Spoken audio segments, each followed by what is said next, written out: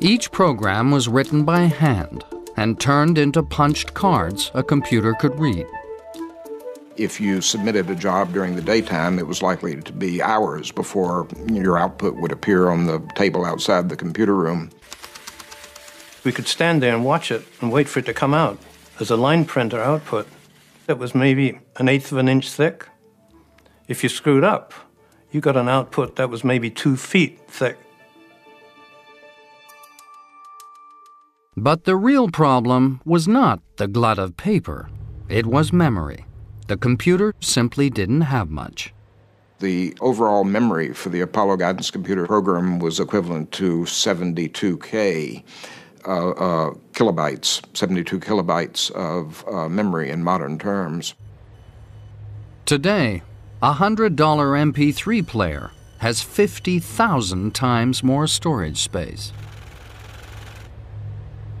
Furthermore, the computer disks that stored the programs were fragile and unreliable.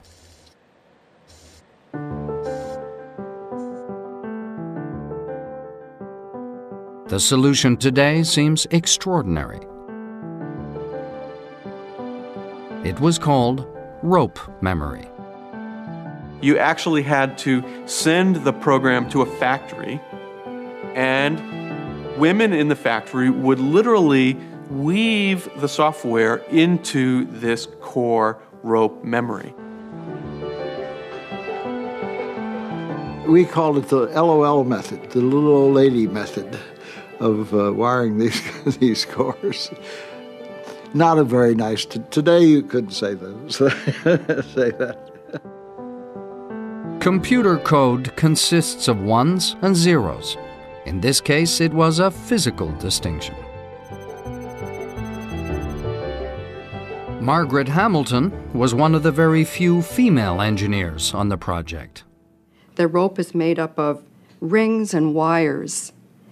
And if the wire goes through the core, it represents a 1, and around the core, it represents a 0. It was extremely slow. One program could take several months to weave, and if there was an error, it was a nightmare to correct. The software program was falling dangerously behind schedule. Everybody was running behind. We weren't the only ones. But it became more and more nerve-wracking to Houston to see what are those MIT guys up to? Are they going to pull this off?